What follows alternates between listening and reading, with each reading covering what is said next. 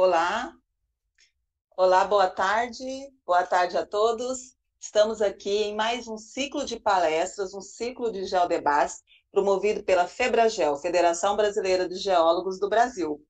Hoje nós temos o tema hoje da nossa palestra é alterações da legislação mineral brasileira para adequação às práticas internacionais de declaração dos recursos e reservas.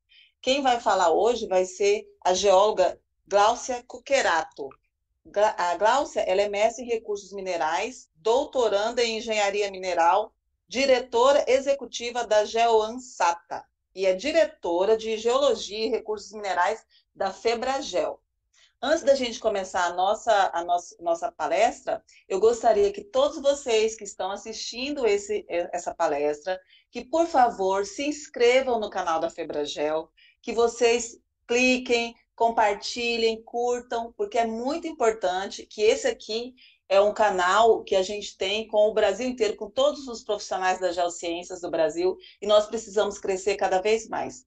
Aproveitem a palestra, é uma palestra muito importante para quem está tentando entender e entrar no mercado internacional. Gláucia, boa palestra, eu vou ficar aqui com vocês e é com você agora, tá? Tchau, gente, até mais tarde, até daqui a pouco.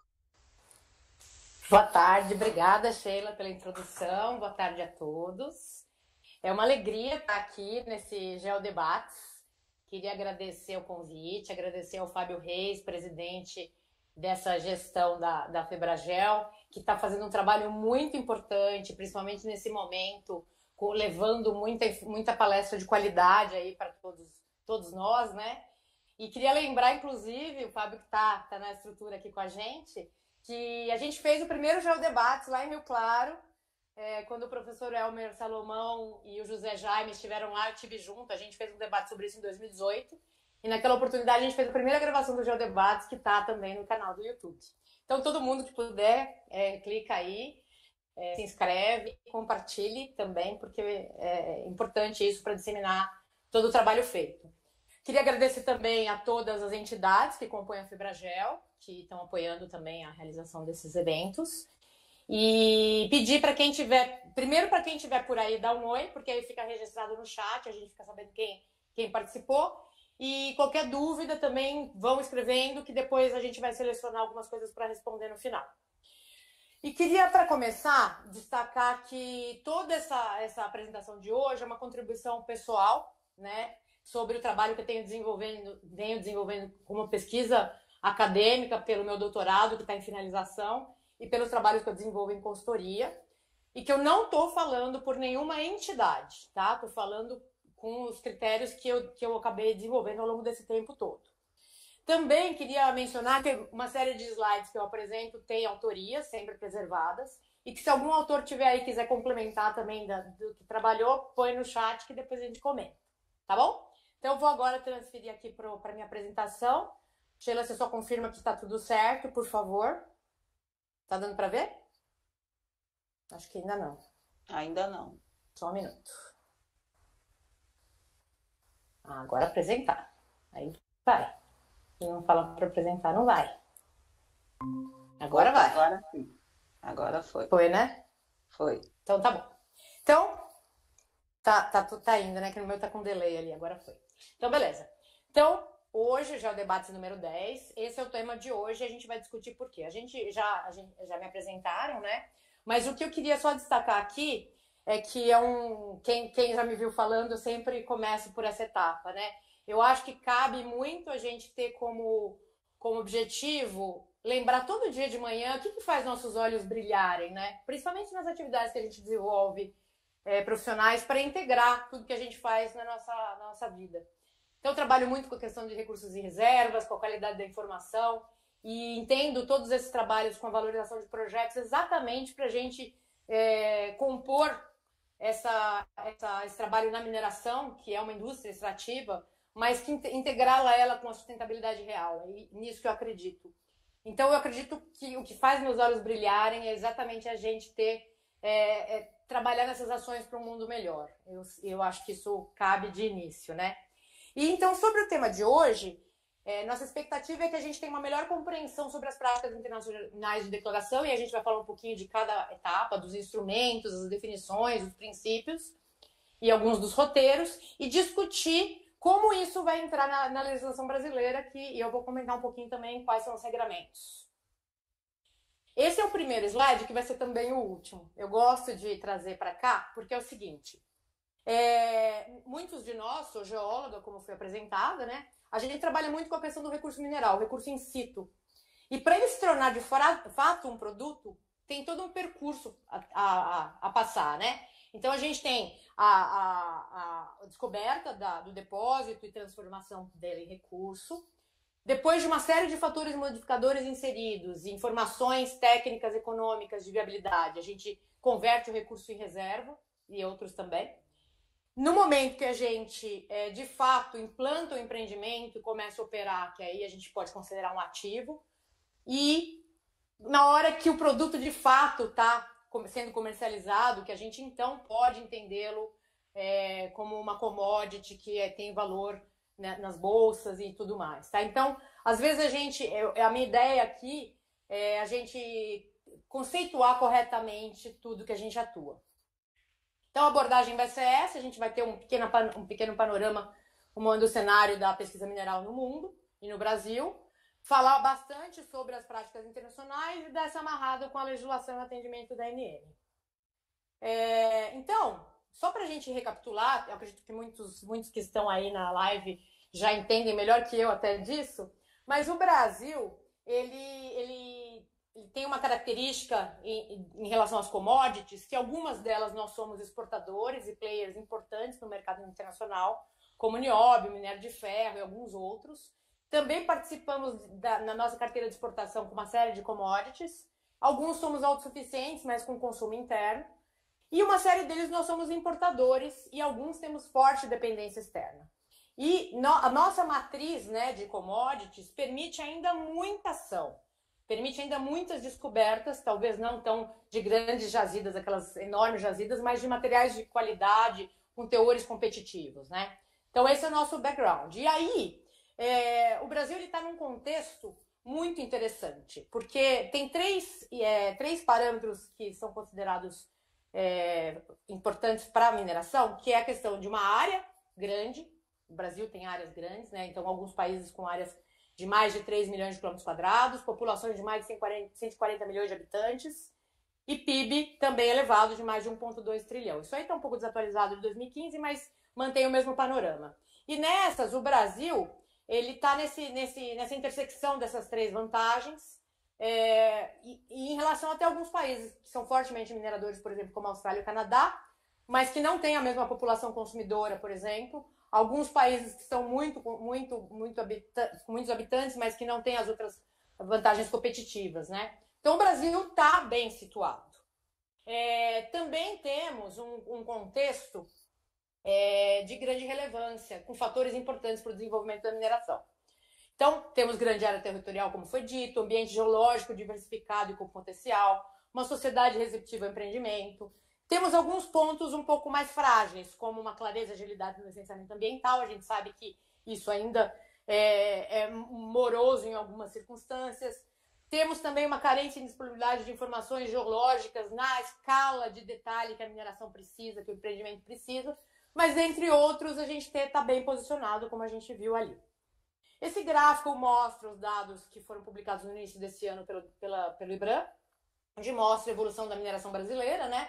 E aqui a gente vê, então, que a gente teve o melhor pico, a melhor performance da mineração brasileira em 2011, com mais de 50 bilhões de dólares de material produzido, né? E um vale aqui com o menor desempenho da mineração de 24 bilhões. E a gente estava nessa retomada aqui com um pouco mais lenta dos últimos anos e uma expectativa que muito provavelmente não vai ser confirmada de 40 bilhões de dólares, tá? Queria lembrar aqui de que a gente está trabalhando com uma atividade de alto risco e muitos empreendedores, inclusive, gostariam que os projetos nos quais eles se envolvem sejam automaticamente minerações. E às vezes não é isso. A gente sabe, esse gráfico, inclusive, cabe muito estudo. Eu sempre recomendo que esse seja, por exemplo, um estudo de um mestrado ou de uma iniciação científica, dá para a gente ter mais informações sobre isso, mas que é dito que a cada 1.000 anomalias, a gente acaba concentrando em 100 alvos para depois virarem 15 depósitos minerais, 4 jazidas, 2 bons projetos e um acaba sendo implantado. Então, as empresas têm que pensar que elas têm que investir em muitas anomalias para, de fato, converter, né, em bons projetos. Isso é comum e isso tem que ser colocado na carteira, no portfólio dos projetos, né? E aí, o que é interessante que eu trouxe aqui para a gente comparar, nós temos um gráfico da Deborah Macomb, do CIM do Canadá, que mostra que nós temos algo muito parecido também, né? Esse funil acontece também no mundo todo, onde de 5 a 10 mil alvos eles concentram em 250 descobertas, que são estimadas as reservas, a gente acaba convertendo para 25% em estudos de escopo ainda, de pré-viabilidade. Quando se converte em reserva, então, e se transforma em mina para chegar em uma mina, né, já com estudos finais de viabilidade. Em tempo também é mais ou menos parecido. Então, a gente demora nessa etapa aqui de 3 a 6 anos, para depois mais 6 a 7 anos aqui para esses outros estudos, até entrar em operação. Então, isso é a atividade de risco não é só aqui no nosso país, é no mundo inteiro. Também temos esse gráfico, para quem atua na área, ele é bastante conhecido, onde a linha vermelha ela mostra o aumento da necessidade de investimento ao longo do empreendimento mineiro. Nas etapas iniciais, que ainda não foi investido tanto, nós consideramos áreas de maior risco, e à medida que a gente vai conhecendo melhor, né, o nosso solo, com etapas diversas ali, indo desde a exploração inicial até detalhamento, de uma geoquímica regional para uma geoquímica de detalhe, a gente vê aqui essa linha, que eu sempre destaco que a qualidade dos dados vai crescendo, a gente aumenta também em investimentos, mas aumenta em confiança. Então, as tomadas de decisão nesses gates, que são essas estrelas aqui em verde, nós temos, então, cada vez melhor condição de tomada de decisão. Esse gráfico aqui ele é muito interessante também, e coloco ele para a gente discutir também no final, o quanto a gente tem que se adaptar à percepção do negócio na mineração. Esse gráfico veio de um curso que eu fiz no último PDAC, que é um evento anual que acontece em março, lá em Toronto. E num dos cursos que eles promoveram por lá, foi mostrado esse gráfico que fala o seguinte: às vezes um recurso mineral altamente valoroso, né, valioso, de cerca de 3,8 bilhões de dólares, à medida que você vai inserindo todos os fatores até ele se tornar de fato, e você fazer todos os descontos de fluxo de caixa, inserindo plano de mina, plano de lavra, verificando a recuperação, receita bruta e líquida, e chegando nos fluxos de caixa pré e pós-taxas, algo que valia em torno de 3,8 bilhões, efetivamente, ele vai ter uma lucratividade muito diferente, tá? Então, às vezes, quando os projetos são expostos no mercado, se entende que são da ordem desses bilhões, né? E a gente tem algumas taxas de conversão de quanto realmente vale o empreendimento. Isso é importante para a gente alinhar daqui para frente. O Brasil, então, em termos de exploração, nós estamos em 9º lugar, tá? Que corresponde a 3% mais ou menos. Mas o que é interessante é que os 10 principais países aqui que investem em exploração mineral, eles representam 70% do investimento. Então, ele está um pouco concentrado e ainda há espaço de muita descoberta em todo o mundo. Esse gráfico aqui ele mostra da S&P, é uma grande fonte de bons dados e dados atualizados sobre a mineração mundial, e mostra o quanto se investiu em exploração mineral nos últimos anos, e a curva, né, de investimentos ela é muito parecida com a curva que a gente viu da produção brasileira, com aquele período de 2011, 2012 em alta, e a queda aqui em 2015, 2016. A gente vê essa curva aqui em azul marinho, que geralmente ela está um pouquinho deslocada para a esquerda propositalmente, então a gente verifica que quando temos um preço um pouco mais elevado, isso também é atrativo em investimento, ele conduz ao investimento. Esses dois próximos gráficos foram do último análise que foi feita esta semana, inclusive, onde mostra que, com efeitos dessa pandemia, nós tivemos aí um decréscimo de investimentos de cerca de redução de 7 bilhões no mundo, mas que, olha que interessante, que as sondagens estão aumentando nos últimos trimestres, tá? Para diversas commodities, aqui o ouro sempre conduzindo a quantidade de investimentos em exploração mineral, mas que isso cresceu nesses últimos trimestres. Esse mapa mostra os projetos em atividade em 2019, que é o dado mais recente. A gente verifica com as bolinhas amarelas que ouro é a commodity de predominância em investimentos, e os projetos se mantiveram mais ou menos o mesmo número. 2017 em 1.060 projetos, 2018 aumentou para 1.261 e depois 1.093 projetos nesses últimos anos. Esse mapa ilustra aonde são aplicados esses investimentos. A gente vê predominância no Canadá e na Austrália. O Brasil só com 3% aqui do investimento, como a gente viu um pouquinho antes. E esse aqui é o único gráfico que a gente tem de investimentos em pesquisa mineral do Brasil. Eles vêm dos dados da Agência Nacional de Mineração, através da declaração de PEM, Declaração de Investimentos em Pesquisa Mineral, que é entregue sempre em abril. E os dados são apresentados em quadriênios, né? Então a gente verifica aquele mesmo comportamento, mas nós não temos exatamente um dado exato sobre a produção efetiva no país. Bom, aí agora a gente vai falar um pouco sobre o que são os famosos padrões internacionalmente aceitos de declaração de resultados. A gente vai falar geral. Eu gosto de mostrar essa figura. Muitos profissionais que devem estar aí assistindo a live conhecem e têm esse livro, que é do Georgius Agricola, que é um tratado muito importante sobre a mineração. E eu brinco, ele é de 1556. E eu trago para a gente para verificar como essa questão da qualidade da informação e de boas informações para a mineração já eram discutidas desde esse tempo. Então, esse trecho que eu trago aqui do original, ele menciona um proprietário de uma mina conversando com o outro, e eles estavam querendo tomar precauções contra a fraude ali, para não ter nenhum conflito comercial. Então, recomendo, quem gostar desses assuntos, por favor, consulte esses primórdios.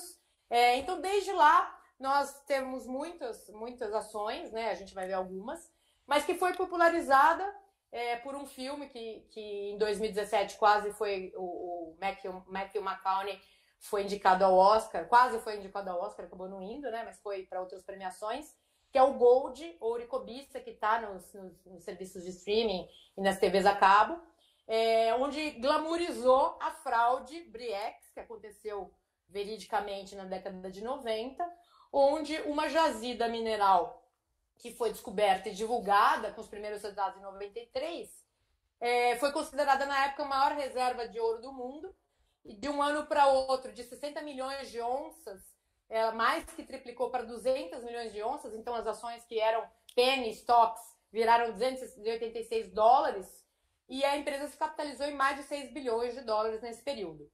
E isso se considerou uma fraude, ela foi comprovada entre 96 e 97, e isso causou para o mercado um problema em credibilidade, um aumento de risco para os investidores, aumento de rigor nessas avaliações e documentações, e foi então onde cresceu as auditorias de recursos e reservas. Então, o mercado estava atento a isso para minimizar erros, verificar pontos de atenção contra fraudes e o que fazer com negligências também. Então, foi criada toda uma estrutura por trás disso. Naquele momento, até previamente, nós tínhamos 5 países que já estavam, uma região e mais 4 países que estavam já atentos a essas condutas, que é a Austrália, a Australásia, porque reúne a Nova Zelândia também, e já tinha estabelecido o comitê Joint Ore Reserves Commission, e eles, em 88, já tinham uma minuta, mas 89, foi a primeira versão do código. A gente vê que foi um pouco antes desse escândalo. E em 99 teve uma das revisões mais importantes do código JORC. Nos Estados Unidos, o SME também tinha um código de 92.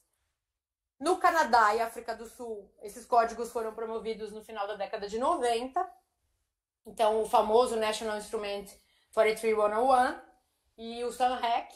E em 94, durante o congresso do ICMM, em Sun City, na África do Sul, foi formado esse comitê internacional integrando esses 5 grupos que já existiam, que é o Committee for Mineral Reserves International Reporting Standards, o CRIRSCO.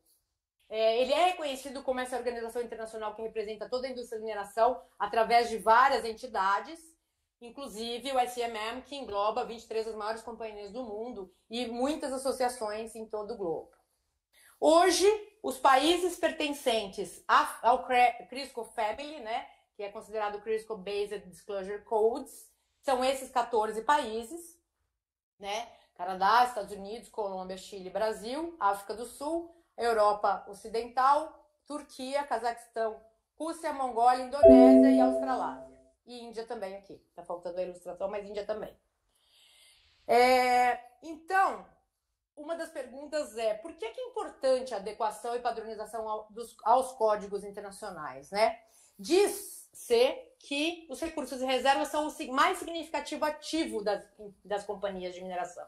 É de onde se extrai o valor efetivo da empresa. E o mais interessante desses códigos, a gente vai ver porque é um pouco isso, é que ele permite comparação, o famoso benchmarking entre projetos similares. Então, quando um investidor recebe diversos projetos para avaliar, através dessa ferramenta, dessa padronização dos códigos, é possível decidir qual tem maior ou menor qualidade de informação para poder tomar decisões, ou, consequentemente, mais risco ou menos risco. E esses códigos, eles estão cada vez mais requeridos por investidores e pelo mercado. Então, hoje em dia, a gente tem recebido muito essa demanda. O investidor fala, tem um dos códigos mais famosos do canadense, tem NI 4301 já ou não tem? Tem um JORC? Eles perguntam, eles às vezes não sabem o que é, mas perguntam se tem, né? Então, isso já está sendo requerido. Então, para os negócios, para as transações acontecerem, elas necessariamente precisam disso. Outro ponto é que esses códigos permitem a mesma abordagem à decisão, as definições idênticas em todas as jurisdições desses países. Então, é possível comparar com essa mesma base. E isso é considerado também a questão da aderência entre os códigos, né? E um outro ponto que depois a gente vai falar um pouquinho mais sobre isso é a questão da reciprocidade. Quando os países fazem acordos de reciprocidade, os profissionais podem atuar, claro que respeitando a jurisdição e os regramentos de cada um dos países, mas eles podem transitar entre os países com suas práticas. Um exemplo, um profissional da Austrália, ele pode reportar, desde que cumprindo as regras, reportar na Bolsa de Toronto e vice-versa, na Bolsa de Londres e tudo mais. A gente vai dar uma olhada rapidamente nos códigos. Essa é a carinha, né, do JORC Code. A última edição dele é de 2012, mas no site da entidade eles já manifestam que em 2020, 2021 deve sair a nova versão. O código canadense ele é um pouco particular, porque ele é uma mescla entre regulações da lei, né, requisitos legais, e parâmetros da indústria. Então ele tem essa parte aqui dos National Instruments, dos forms que aplicam os Technical Reports, a gente vai ver, e das políticas. Isso aqui compõe o 4301. E temos também as definições e melhores práticas do CIM, tá? Então, isso tudo compreende as regras da mineração canadense. Esses daqui são os instrumentos do 4301, do N4301. A gente verifica isso. E quem faz o regramento é a Canadian Security Administrators, que compõe todas as bolsas de valores provinciais. No Canadá, o regramento ele é provincial e o CSA que congrega a todos. Recomendo uma visita a esse site do CIM, que tem organizada toda essa compêndio de boas práticas e de leis, né? Então, dos padrões todos, das melhores práticas e tudo mais. É um portal de informações bem fidedigno desse setor. Aqui é a cara, por exemplo, do CIM Definition Standards. Então, parte das definições que a gente vai ver que são padronizadas vem do CIM e não do NI 4301. E esses dois documentos, onde mostram as melhores práticas para a exploração mineral e para a estimativa de recursos e reservas, são bastante atualizados.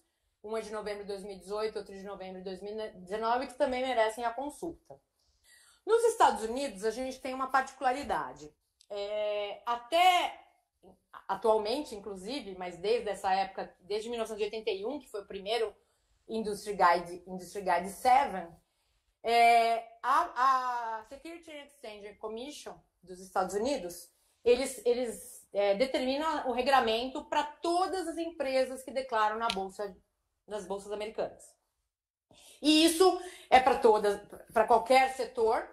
E para o setor mineral, tinham 2 páginas dentro do Industry Guide 7, ou seja, tinha muito pouca diferença entre a forma de trabalhar com risco nesse país. E aí, ao mesmo tempo, nós tínhamos já o SME Guide, né, o código do SME, eu mostrei para vocês, desde 92 ele era a primeira edição, mas ele não era compatibilizado, tá? Então, o SME Guide ele era compatível ao Chris Core Family, mas não era ao SNC. E por demandas mundiais, para ter uma mesma aderência, aquela questão de benchmarking, de regramento por conduta das empresas que são internacionalizadas, o SNC resolveu fazer um estudo sobre isso e em 2018 foi publicado que, a partir de 2021, essas novas regras entrariam em vigor, onde tem um documento de 453 páginas que detalha como que foram todas as recomendações de mudanças, e isso compôs, então, a Regulation SQ 1300, que está ainda com grande destaque para a compreensão de como isso vai funcionar. Recentemente, a CBRR e a DIMB promoveram um treinamento com um professor da Universidade do Missouri, exatamente para poder entender melhor quais são as particularidades dessa conduta, tá? E aí, eu trago aqui, além desses todos, tem todos os outros países que a gente não vai abordar, eu trago aqui o que acontece com um país que não estabeleceu um regramento alinhado a essas práticas, né? Na Tanzânia, nós temos a Barrick operando, na verdade a Acacia Mining, que tem 61% das ações da Barrick, e a Barrick é listada na Bolsa de Londres. Em 2017, houve uma denúncia de fraude, onde o presidente do país acionou as leis e, inclusive, proibiu uma arbitragem internacional, onde foi, através de uma amostragem de um raio-x portátil, dito que, como no país só tinha uma pré-concentração do ouro e não uma fundição, uma refinadora instalada, eles exportavam esse material concentrado, que o país estava sendo fraudado e suspendeu essas exportações de concentrados. Essa notícia eu subi hoje, ela é de outubro de 2019, onde menciona que houve um grande acordo ali, que a gente entende que, por força maior, acabou pagando mais de 300 milhões em taxas e tudo mais, né? Enfim, é um país que não tem essas condutas, portanto não tem a transparência e a credibilidade que a gente entende importantes, e isso é um risco que a gente vai ver aonde entra isso mais na frente. Esse aqui é a cara do guia CBRR do Brasil, tá? Ele foi em 2015, dezembro de 2015, o Brasil recebeu o Comitê Internacional para uma reunião em Brasília, foi quando foi aceito dentre os países membros, e a CBRR é constituída tripartitemente pela ABPM, Associação Brasileira de Empresas de Pesquisa Mineral, pela DIMB, Agência para o Desenvolvimento Tecnológico da Indústria Mineral Brasileira, e pelo IBRAM, Instituto Brasileiro de Mineração. A CBRR é constituída por um conselho diretor e por comitês subdivididos em registro, técnico e ética, que cuidam de todas as condutas internas. Atualmente, a CBRR é presidida pelo Marcos André Gonçalves e o primeiro presidente, que atualmente é o vice, é o Felipe Alves, engenheiro de Minas. Nós temos 2 representantes no CRIRSCO, o Edson Ribeiro da Vale, que também é secretário executivo do CRIRSCO, e o Thomas Brenner da Nexa. Esse aqui é o site atual da CBRR, em breve vai ser lançado um novo site, onde é possível consultar o guia de declaração, os procedimentos para aplicação para ser profissional registrado e o código de ética, que é a premissa para todas as entidades de profissionais do mundo. Nós temos uma particularidade que nós não temos, como esses outros países que a gente conversou, nós não temos uma bolsa, um mercado financeiro em abertura de capitais, com abertura de capitais, que entenda as regras da mineração. Então, hoje, o B3, que era Bovespa, BMF e Bovespa, teve uma iniciativa, quando daquele momento da aceitação do Brasil no CRIRSCO, a Bovespa, na época, manifestou apoio, falou que iria estudar esse assunto, mas depois da fusão esse tema foi adiado. Houve ainda um grupo de trabalho para verificar um possível IPO alguns anos atrás, e não saíram essas regras específicas para mineração. O último encontro é esse que eu mostro aqui na foto, de 2017. Existem algumas iniciativas para um financiamento público pelo BNDES, por exemplo, existem algumas conversas sobre isso, e agora o que a gente está vendo, e é o que a gente vai discutir hoje, são essas novas adaptações da legislação para poder se tornar mais atrativa e compatível internacionalmente essas ações conduzidas pela Agência Nacional de Mineração. E o que são os códigos internacionais de acordo com as definições de todos eles, né? São as orientações e recomendações de boas práticas para a declaração pública de resultados de exploração, recursos e reservas. Um ponto que eu destaco é que elas se aplicam a todos os minerais sólidos, tá?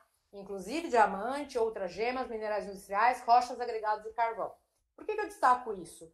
Porque alguns desses códigos, inclusive, têm algumas coisas adicionais para essas outras coisas, para diamante, para gemas, no caso da Europa, por exemplo, para rochas ornamentais e tudo mais, mas que, a gente vai ver depois isso, algumas das substâncias que são muito comuns, como, por exemplo, rochas, argila para cerâmica e tudo mais, calcário para uso, enfim, corretivos agrícolas, por exemplo, tem um entendimento de que talvez não deveria estar nesse regramento. Mas, internacionalmente, serve para todos, tá? Para que elas servem? Elas são preparadas, as declarações públicas são preparadas para informar investidores e seus consultores sobre essas informações. E elas são feitas tanto pelas empresas que captam os recursos em bolsa de valores, e aí os timings de entregas, de apresentação, são conforme as regras, os listing rules das bolsas, e também são feitas pelas empresas em private equities, por exemplo, negociações privadas, e quando elas negociam seus projetos e prospectos usando as referências dos códigos, tá? Não necessariamente empresas listadas, mas que utilizam o mesmo regramento. Os códigos são compostos por esses itens todos, então nós temos os princípios, a gente vai ver os princípios todos, os termos padronizados e definições, a gente vai ver algumas, e aí, depois dessas definições, existem cláusulas e interpretações para auxiliar no entendimento e na formalização de cada definição. Todos os códigos, eles têm essa figura do sistema de classificação adotado, a gente vai ver, e temos, dependendo do código, algumas tabelas, a famosa Table 1 do York, por exemplo, onde são indicados os roteiros de declaração. E alguns anexos também que podem ter nos códigos ou não. Esse item aqui mostra que todas essas definições são idênticas em todos os códigos da família CRIRSCO, tá? Então, o que é Exploration Results em um país será em todos eles. Isso faz parte dessa conduta e desse acordo internacional. Esse aqui eu até coloco, destaco que é no Prelo, porque faz parte do meu doutorado, que tem uma publicação ainda que foi submetida.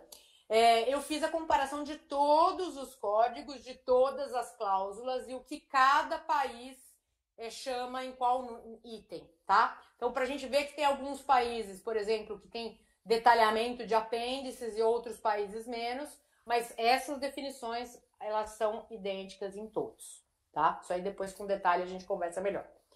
Todos esses códigos, eles também utilizam esse sistema de classificação conforme essa figura. Então, como que ela funciona? A gente diz que assim que a gente descobre um depósito, de acordo com a definição que a gente vai ver logo a seguir, é chamado então de resultado de exploração.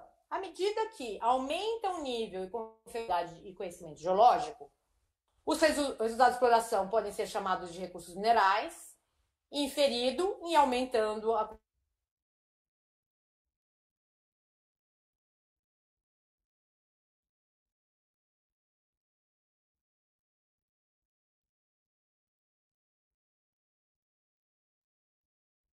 que são considerações sobre método de lavra e outros parâmetros, processamento, metalurgia, infraestrutura, economicidade, fatores de mercado, aspectos legais. Gláucia, Ops, oi? só um pouquinho, parece que deu uma congelada no.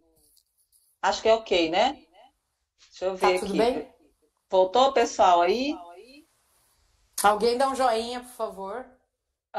Vamos ver. Voltou. Porque... Beleza, Voltou. obrigada. Tá bom, vai lá. Obrigada. Vai lá. Bom, então vou voltar, não sei se parou nessa figura, mas vou falar do sistema de classificação então de novo. Esse aqui quanto mais a gente explicar, melhor, né? Então não tem problema para quem já ouviu. Então, só lembrando, a gente inicia a identificação dos depósitos com resultados de exploração, a gente vai ver a definição. Quando a gente aumenta o nível de confiabilidade e conhecimento, transformamos os resultados de exploração em recursos minerais, e à medida que aumenta o grau de confiança, de inferido indicado para medido. Para convertermos recursos minerais para reservas, nós temos que inserir esses fatores modificadores. Então, todas essas considerações sobre esses aspectos que eu acabei de ler, vou ler de novo, lavra, processamento, metalurgia, infraestrutura, economicidade, mercado, aspectos legais, ambientais, sociais e governamentais, é o que transforma recursos em reservas. Quando os recursos têm confiança suficiente para serem considerados medido, a gente transforma para reserva aprovada ou para provável. A gente vai ver um exemplo. O indicado só consegue virar reserva provável e o inferido precisa de mais informação para se tornar reserva, tá? Então, vou dar um exemplo aqui. Há um ano retrasado, né, que foi discutido aquela questão da RENCA, da Reserva Nacional do Cobre. Lá, a RENCA, por mais que ela tenha recursos minerais interessantes para o país, para as empresas e tudo mais, ela não tem as condicionantes, não tem aspectos legais, ambientais e todas as permissões, até governamentais, para que aquele recurso mineral seja explorado. Então, ela nunca vai ser reserva com o regramento atual, tá? Esse é um exemplo para ficar claro quando a gente consegue estar em qual categoria. Esse aqui é uma brincadeirinha, né? Eu sou de São Paulo, não sei se vocês perceberam o sotaque. Lá, São Paulo é banhado por dois rios muito belos, que é o Tietê e o Pinheiros. São os dois rios, né? Os rios. Aí eu brinco que assim, o que é um recurso inferido? O recurso inferido é aquele que a gente ouviu que a lagoa tem peixe, o rio tem peixe. Então, nós inferimos que tem peixe, a gente vai lá com o nosso barquinho e coloca o anzol adequado e tenta pegar o peixe. Então, nós inferimos, nós fomos com as ferramentas necessárias e estamos lá na lagoa. Isso é o recurso inferido. O recurso indicado, a gente foi lá, jogou a isca, né? E fisgou alguma coisa. Aí a brincadeira do Rio Tietê e do Rio Pinheiros. Muito provavelmente vai ser um sofá, um pneu. Então, não necessariamente o que você fisgou é o que é, tá? Então, ele é indicado, mas ele não tem certeza absoluta. E o medido é aquele peixe que você tá com ele na mão, tá tudo certo e garantido, tá? Então, essa é uma brincadeirinha, mas para ficar bastante claro. E aí, as definições. O resultado de exploração, então, ele é uma estimativa de potencial com base em resultados exploratórios relativa a um corpo mineralizado para o qual não houve ainda exploração suficiente para estimar recursos minerais. Então, ela é classificada como mineralização ou um corpo mineralizado e expresso como intervalo de tonelagens e teores, ou a qualidade, tá bom? Então, ele é mais ou menos tanto de mais ou menos tantos por cento, por exemplo. Os recursos minerais, eles são concentração ou ocorrência de material sólido de interesse, onde forma, teor ou qualidade e quantidade apresentem perspectivas razoáveis de extração econômica. Esse termo, que em inglês é o RPEEE, Reasonable Prospects for Eventual Economic Extraction, é o que demarca o que são os recursos minerais. Então, se existem perspectivas razoáveis de extração econômica hoje, então eles podem ser considerados recursos minerais, tá? E aí são baseados em características conhecidas, estimadas ou interpretadas, a gente vai ver as classes. Então ele é medido quando estimado com confiança o suficiente que permita a aplicação dos fatores modificadores para embasar o planejamento de mina detalhado e uma avaliação final de viabilidade econômica. O recurso indicado, ele tem confiabilidade suficiente, mas o plano de mina não precisa ser detalhado e a avaliação de viabilidade econômica não precisa ser a final. E o recurso inferido tem evidências, mas só sugerem e não atestam a continuidade geológica e teor de um depósito com qualidade e tudo mais, tá? As reservas, como a gente viu, são a parte economicamente lavrável do recurso medido ou indicado, provada com mais confiança que a provável, mas as duas com alto grau já, e mais os fatores modificadores. Esse aqui é um exemplo para ilustrar aqui a transformação de recursos em reservas. Vamos dizer que esse símbolo aqui é uma sondagem, né, onde a gente está investigando o subsolo. Com pouca informação, nós temos um recurso inferido. À medida que a gente aumenta na informação, ele se transforma em indicado e depois ele se transforma em recurso medido. Aqui, se a gente considerar isso aqui um desenho de uma cava, como um dos fatores modificadores, a gente diz que o que era medido se transformou em provada, reserva provada. O que era recurso indicado se transformou em reserva provável. Essa parte aqui permanece como recurso inferido e essa parte aqui permanece como recurso medido, tá? Eles não entram nesses cálculos. E aqui lembrando, então, como eu mencionei que para transformar recursos em reservas, nós utilizamos esses diversos fatores modificadores. E cada vez mais eles se tornam mais importantes. Alguns desses códigos, o template do CRISP que foi atualizado agora, em 2019, ele enfatiza, inclusive, alguns deles agrupados como sustentabilidade. Ou seja, cada vez mais o environmental, social and government, essa questão toda, ela acaba impactando na conversão de recursos e reservas. E, mais uma vez, isso é no tempo. Então, hoje você pode ter o seu recurso convertido em reserva, mas se isso não permanecer daqui a um tempo, ele se volta para recurso. Vou dar um outro exemplo. O níquel, alguns anos atrás, a viabilidade de alguns empreendimentos do Brasil, eles fecharam, né? Alguns empreendimentos ali em Goiás, por exemplo, fecharam. Então, o que era reserva se tornou recurso e permanece lá, porque não é viável ainda voltar à operação, tá? Esses são alguns exemplos. Declarações públicas.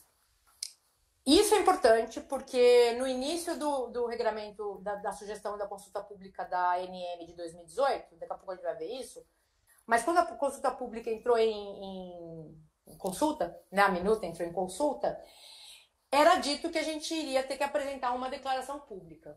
Mas o que são nesses termos internacionais? Eles já têm uma definição clara. São aqueles reportes, né, aquelas divulgações que incluem, mas não se limitam a relatórios anuais ou trimestrais, os balancetes, notas à imprensa, memorandos informativos, documentos técnicos, postagens em websites e apresentações públicas.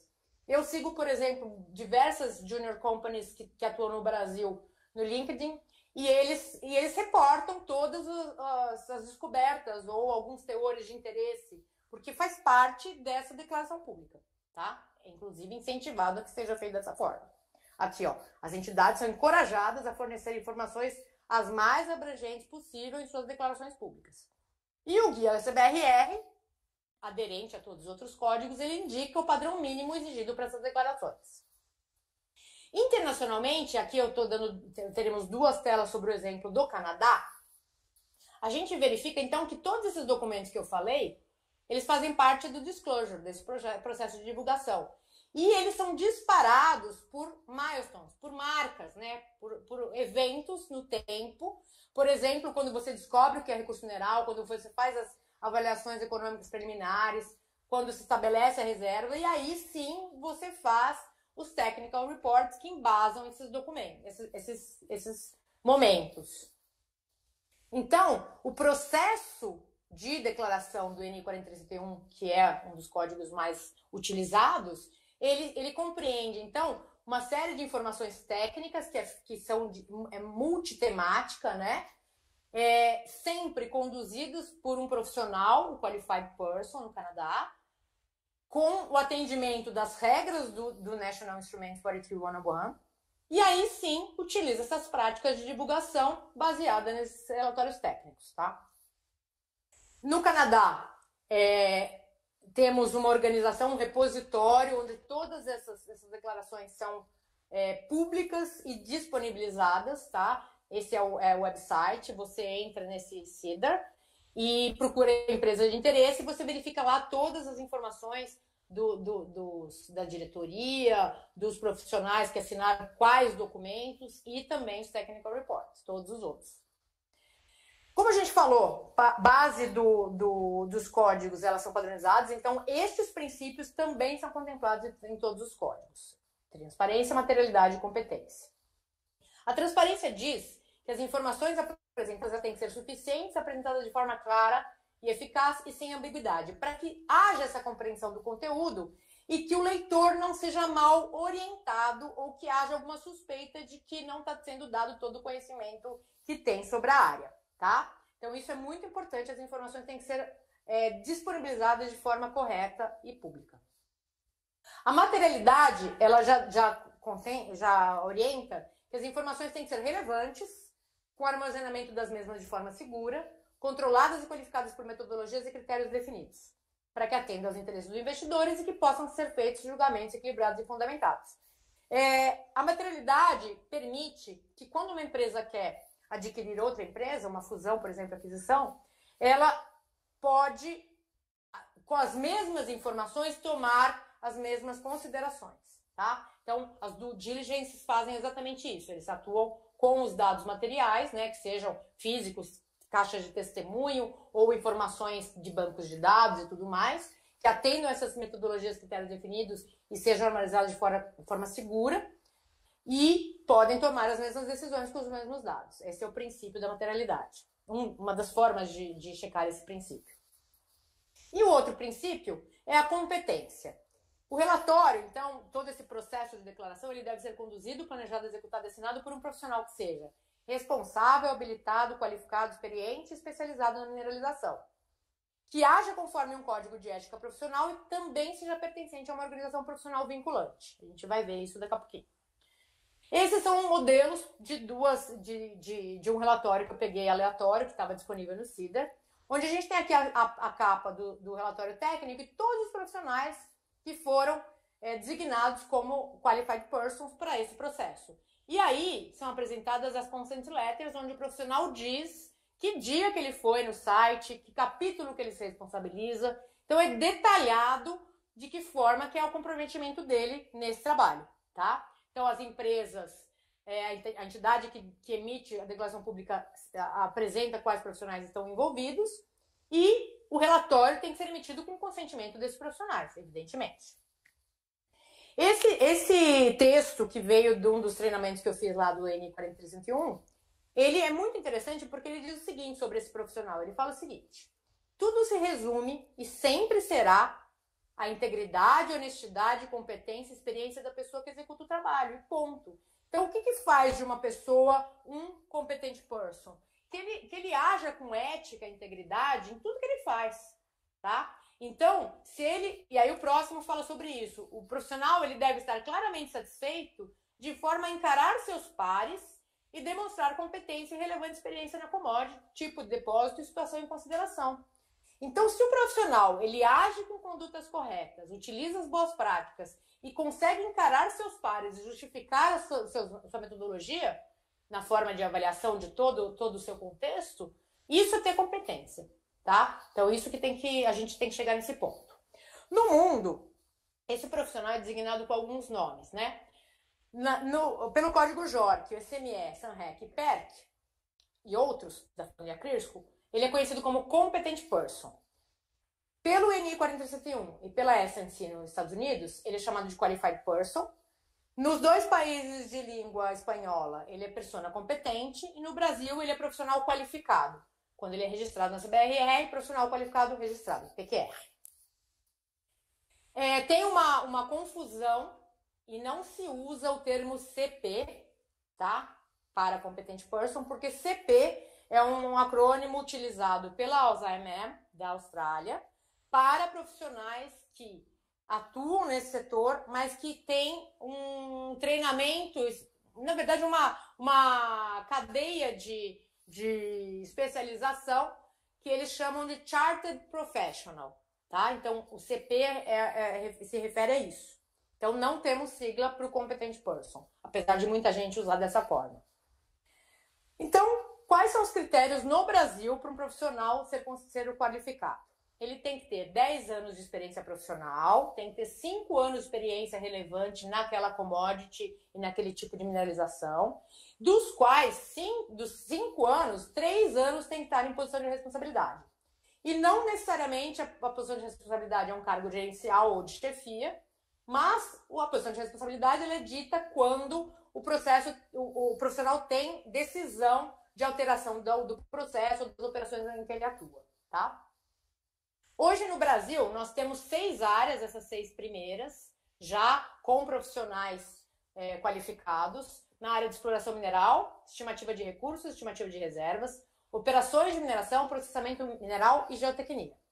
Temos 3 novas áreas que está em finalização o regulamento, mas os profissionais já podem solicitar registro, que é a área de meio ambiente, sustentabilidade, de valoração de ativos minerais e de regulação, tá? São essas novas áreas.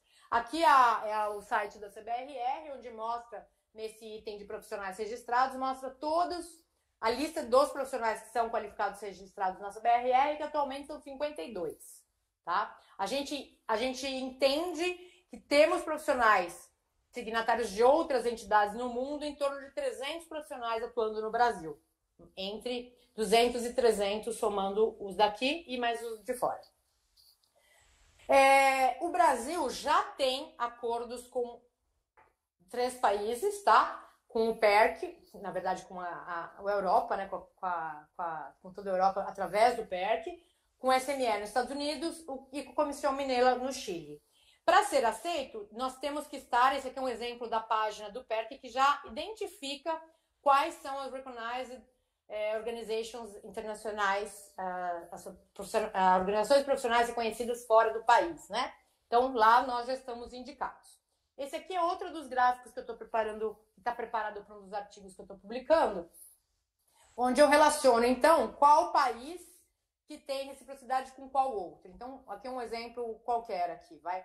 Chile. Chile já tem acordo com a Austrália, Brasil, Canadá, com a Colômbia, com a Europa, com a África do Sul, com a Rússia e com os Estados Unidos.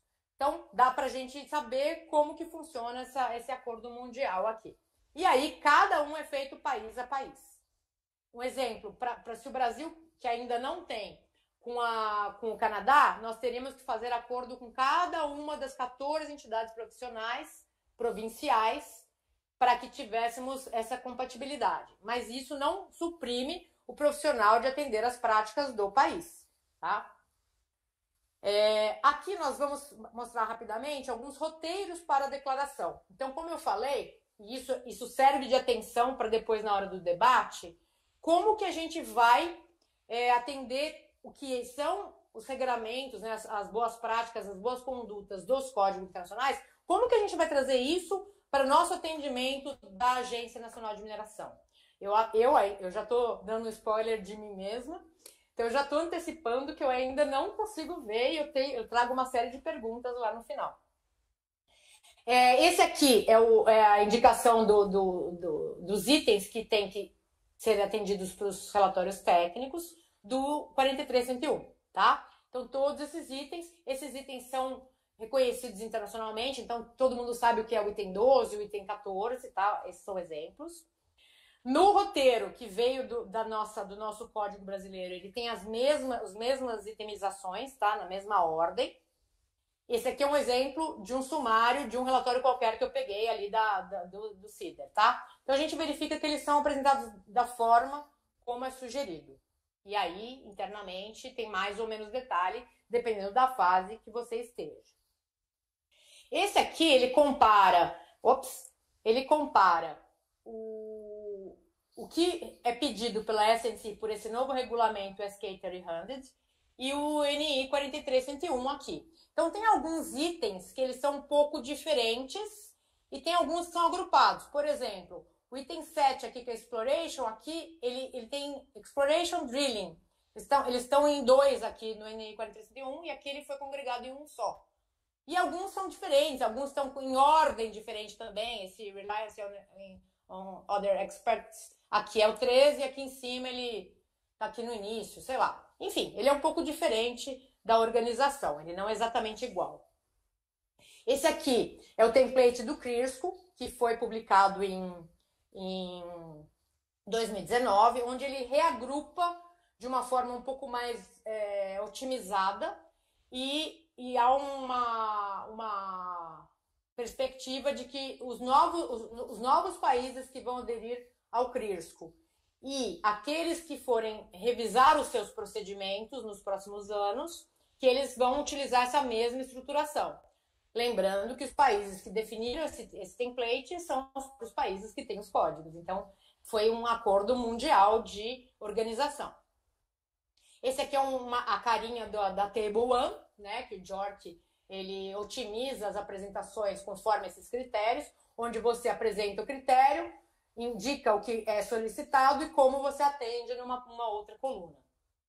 Esse aqui é esse que eu acabei de falar, do template CRIRSCO. Ele apresenta essa tabela de critérios de uma forma muito mais simplificada do que antigamente e bem completa. Então, é por isso que a gente acredita que ela vai ser adotada nos próximos tempos. No código da CBRR, que foi publicado em 2015, nós também temos essa lista de critérios, onde esses critérios são bem definidos e se atende como resultado de exploração ou como recurso ou como reserva. Às vezes você atende desde o início com o mesmo critério, às vezes você vai adicionando mais à medida que você avança em conhecimento e fator modificador. Respirando, tomando uma água. Nós vamos agora falar sobre a legislação vigente para a gente chegar onde a gente quer na discussão. Então, só recapitulando, para muitos de vocês isso é muito dia a dia. A mineração é regrada pelo Decreto-Lei, o Código de Mineração mesmo, né? 227 de 1967. Por muitos anos, ele foi regulamentado pelo Decreto 62934 de 68, por muito tempo. Tivemos aquela iniciativa da transformação pelo marco regulatório, que não foi para frente, por diversas razões. E o Código de Mineração ele permaneceu alterado pela medida provisória 790 em 2017 por 6 meses. Tá? Nós tínhamos 3 medidas provisórias na época, uma delas foi a que instituiu a Agência Nacional de Mineração. Por conta da criação da Agência Nacional de Mineração, ela teve que ser regulamentada, tá? Em até um ano aqui, né? Então, o Decreto 9587 é a regulamentação da Agência Nacional de Mineração. E também tivemos o regulamento do Código pelo Decreto 9406, ele está invertido aqui, né? Essa ordem. Mas primeiro nós tivemos a regulamentação para depois regulamentar a agência. E em 2018, nós tivemos a Consulta Pública 8 de 2018, que era essa minuta de resolução da agência com estabelecimento do Sistema Brasileiro de Recursos Reserva. Então, a gente vai dar uma olhada nisso também. Aqui, a gente só vai falar o que tangencia a questão das declarações públicas e entregas de resultados. Então, eu destaco aqui que nós temos os diversos regimes de aproveitamento das substâncias minerais no país. Concessão, autorização, licenciamento, prevenção de lavra garimpeira e monopolização.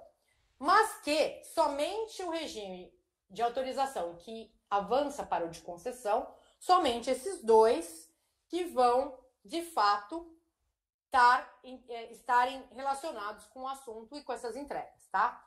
O regime de licenciamento não faz pesquisa mineral, permissão de lavra garimpeiro também não faz, não apresenta recursos e reservas. Então, nesses casos, a gente não vai abordar nada disso. Esse gráfico, que é do IBRAM de 2018, com dados do DNPM, da agência, evidentemente, ele é muito importante para a gente entender como vai ser trabalhosa essa adequação dos empreendedores brasileiros para esse tema, tá? Então, se a gente tem aqui 2% de empresas de grande porte, 11% de médias e 87% de pequenas e micro, eu diria, como eu falei no começo, eu só falo por mim aqui, não falo por entidade nenhuma, Mas eu diria que 13% das empresas brasileiras estão, de alguma forma, familiarizadas com esse assunto, tá? Sejam elas porque as grandes podem ter capital aberto em bolsas internacionais ou porque têm as práticas já vigentes decorrentes de uma série de estratégias corporativas, tá? Então, eu acredito que a gente vai ter aí, no mínimo, 80 e muitos por cento, que ainda não sabe isso tudo que eu tô falando para vocês agora, que nunca ouviu falar. Então é aquele grupo, né? A gente sabe que a evolução do conhecimento é não sei que não sei, para não sei que sei, para a gente descobrindo como que a gente vai saber, né? Então elas sequer sabem como que vai ser essa transição, nem nós, né? Então dessas 9.415 minas, a gente ainda tem todas essas que não se enquadram, mas é todo um cenário da mineração brasileira que requer um esclarecimento público de regras. Bom, no Código de Mineração, então, a gente tinha a definição do que era pesquisa, né, os trabalhos necessários para a definição da jazida, avaliação e determinação de execuibilidade do aproveitamento econômico. Para a pesquisa mineral compreende trabalhos de campo e laboratório, e eles todos detalhados aqui, e a definição de jazida, ela era considerada como resultado da coordenação, correlação e interpretação de dados colhidos nos trabalhos executados e conduzidos a uma medida de reservas e teores. Era isso que era dito no Código de Mineração de 67, tá? Ainda falava sobre a execuibilidade do aproveitamento econômico e tudo mais. Quando, então, foi instalada a Agência Nacional de Mineração, um dos artigos, ele disse que a ANM deveria implementar as orientações e diretrizes fixadas no decreto-lei. Então, a gente está trazendo para os regramentos abaixo dessa hierarquia. E dentre um dos itens desse decreto de novembro de 2018, estava a normatização do Sistema Brasileiro de Certificação de Reservas, recursos e reservas, no prazo de até 1 ano contado da publicação dessa lei. O regulamento do código, ele traz, então, os mesmos itens, nesses itens iniciais, o mesmo texto do Código de Mineração sobre pesquisa, tá? Não muda em nada, por isso eu não vou nem ler. Aí, no artigo 9º, parágrafo 4º, aí sim, daquilo que ele falou, que era uma medida de reservas e teores, ele abre, então, o regulamento do Código, em 2018, ele abre, dizendo que a reserva mineral se classifica em recursos inferido, indicado e medido, e em reservas provável e provada, conforme definidos em resolução da ANM, necessariamente com base em padrões internacionalmente aceitos de declaração de resultados, tá? Então é nesse ponto onde nós, brasileiros, nos adequamos às práticas internacionais, porque temos então um código que menciona o que é recurso reserva, que incorpora aquela figura de avanço da informação em inferido, indicado e medido e convertido de recurso para reserva, e com base em padrões internacionalmente aceitos de declaração de resultados. Então, aqui, enfim, estamos receptivos a essa linguagem internacional. Também foi uma evolução muito grande no momento da publicação desse regulamento, que a ANM iria estabelecer, então, em resoluções também, o padrão de declaração de resultados para substâncias que não se enquadrem nesse disposto do artigo do parágrafo 4º. Ou seja, substâncias que teoricamente não teria que ter um controle de qualidade tão grande, que não tem o foco em teores, né? Por exemplo, como areia e brita e esses outros minerais que eu falei um pouco anteriormente. Eu não sei, porque a publicação não foi feita, mas muito provavelmente elas não se enquadrando, elas irão ter uma resolução específica. Ainda que, como eu mostrei para vocês, internacionalmente elas englobam, sim, tá? Vejo nisso que uma possibilidade é que todas essas empresas migrem para o regime de licenciamento, como já é permitido. Então, quando da migração dessas empresas para licenciamento, elas deixarão de ter essa necessidade de atendimento pelas práticas internacionais. Minha opinião.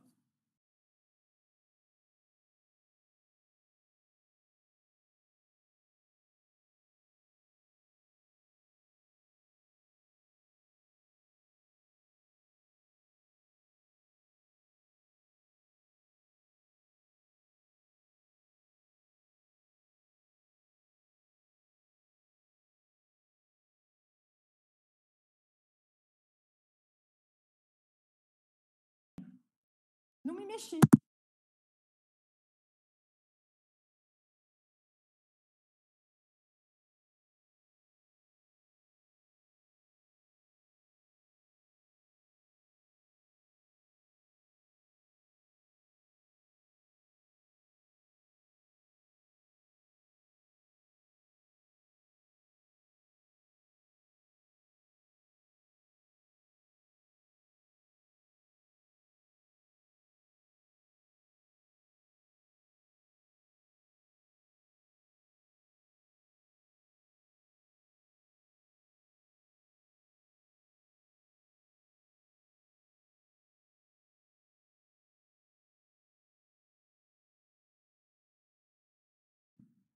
Estão me ouvindo?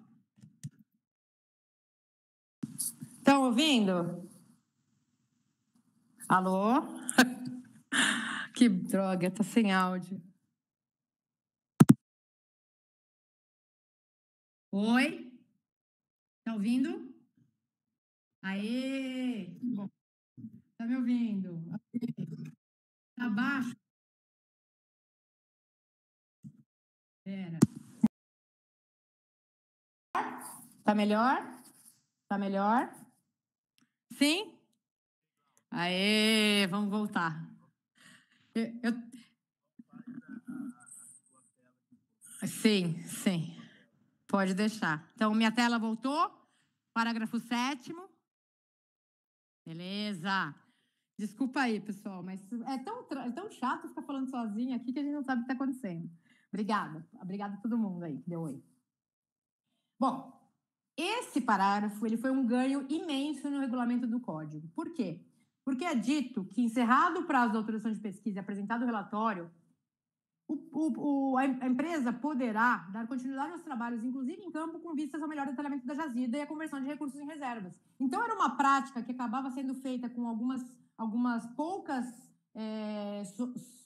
formas de conseguir fazer isso, que era adensar a malha. Então, você já tinha feito uma série de sondagens e adquirido uma série de informações, você entregava o relatório final de pesquisa, e somente quando tivesse a concessão de lavra pela portaria que podia dar continuidade aos trabalhos.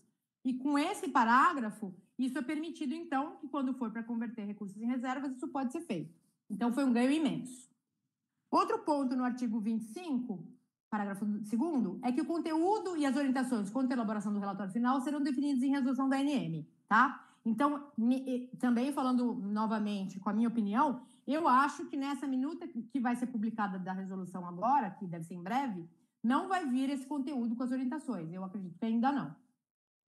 Bom, seguindo. Então, essa é a consulta pública 8 de 2018, que é a que normatiza o sistema brasileiro, como a gente já viu.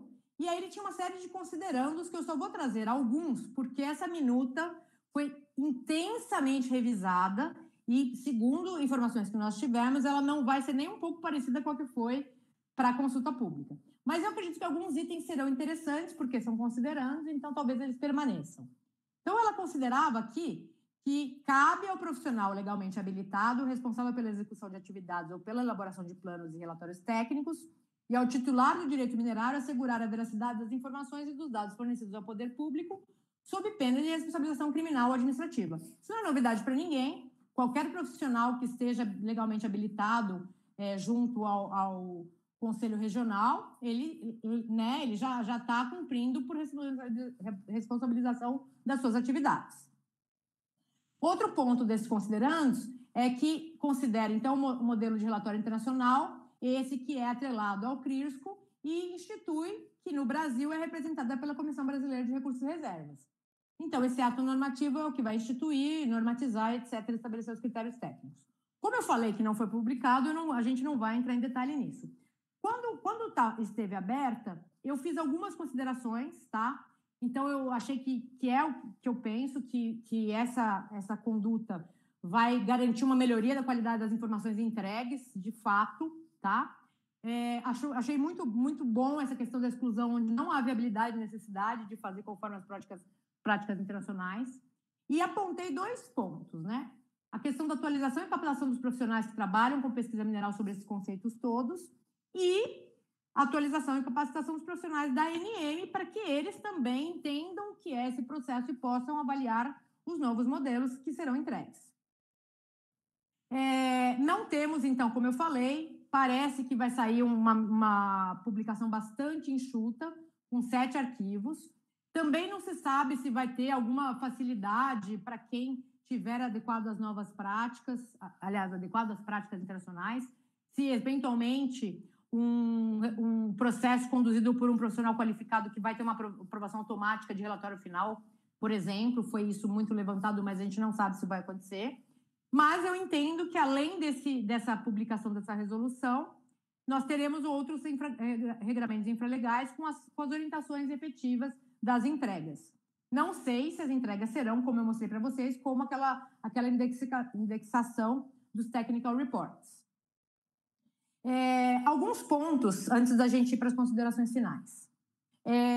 Primeira coisa, essa conduta internacional, ela é algo para, tanto quanto o nome diz, Standard Reports, para padronização. E ela é uma autorregulação. Então, o empreendedor aceita cumprir aqueles protocolos e procedimentos. E ela na linguagem comum, ela é similar à ISO 9001, 14001, onde o empreendedor adota aquelas práticas por uma ação voluntária, né? Ele decide tomar aquelas práticas.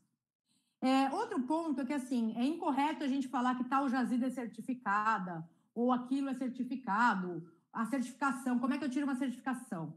Na verdade, o mercado financeiro ele tem uma série de regras de listagem, as boas práticas atreladas aos comitês também tem as condutas, mas não tem um carimbinho que vai lá e diz que você é certificado, tá? Então, só para a gente desmistificar um pouco, que todo o processo é para a gente entender o que é estar dentro das práticas, tá? Outro ponto é o seguinte: permanece como está, que qualquer entrega para a Agência Nacional de Mineração, o profissional, geólogo, engenheiro, a depender da fase que for, ele tem que estar habilitado junto ao CREA. A jurisdição brasileira diz que é dessa forma. O que é adicional é a competência. A competência, sim, tem que ser comprovada pela experiência. Tem aquele item que eu falei do Face Your Peers, então tem que ter um reconhecimento de que as condutas éticas, profissionais e técnicas desse profissional sejam embasadas por critérios corretos e orientados, e aí sim ele é um PQR, tá? E a questão da reciprocidade em relação aos outros países que eu mencionei, também tem que atender às jurisdições de cada um deles. Não é uma mágica que você tem você é PQR no Brasil e você vai trabalhar em qualquer lugar do mundo. Não é assim que funciona, tá? Então, são alguns esclarecimentos.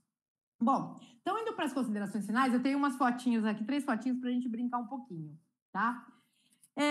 Até que eu mencionei para a Sheila no começo que eu iria mostrar uma foto da Baixada Cuiabana. Então, essa é uma foto da Baixada Cuiabana. Para quem conhece menos um pouco sobre a sondagem, mas para quem conhece faz muito sentido, que é isso que a gente faz com a informação para descobrir o que é uma jazida. E por isso que eu mostrei para vocês como é um empreendimento de alto risco. Onde, estou simulando que isso aqui é uma sondagem, tá? Então, é uma perfuração, onde a gente tem, para cada um desses pontos, a gente tem algumas informações, parâmetros, química, granulometria, o que quer que seja. Mas com esse pouco de informação, a gente vai interpretar o que é. Olha o desafio que nós temos. Eu brinco que os geólogos são seres que investigam os mistérios da natureza, porque com pouquíssima informação, a gente tem, então, que descobrir o que é, quanto tem e como que a gente vai extrair, né?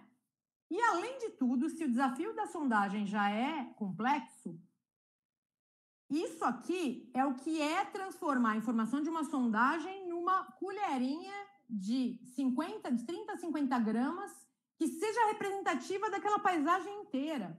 Então, se a gente está simulando que aqui é uma sondagem, por exemplo, que pode ter 10, 20, 30 mil metros, nós vamos ter... Imagina o que seria caracterizar um ambiente de uma biblioteca. Cada parte dessa vai ter um resultado nesses parâmetros. Eu brinco aqui, quando eu já contei em diversos cursos que eu dou, por exemplo, se a gente está nessa sondagem e a gente pega esse intervalinho aqui em azul, que por acaso é o estômago do cara, a gente está dizendo que todo esse inteiro é estômago. Então, olha como é importante que a gente tenha, e aí eu sigo nisso na questão da informação de qualidade, tá? A minha atuação é muito focada em qualidade da informação, por quê? As empresas investem muito, muito nessa etapa de aquisição de dados, tá? A gestão da informação é um grande desafio. Eu e muitos autores consideram que esse é o real ativo das empresas, a partir das quais todas as informações estratégicas, decisões estratégicas corporativas são tomadas, tá? E aí, a qualidade e a confiabilidade dos dados depende de uma série de coisas, de como os dados são armazenados, com quais controles, como são feitas validações e verificações e tudo mais. E aí, para isso, a gente tem toda uma técnica de trabalhar com processos e procedimentos, sistema de informação e tudo mais, tá?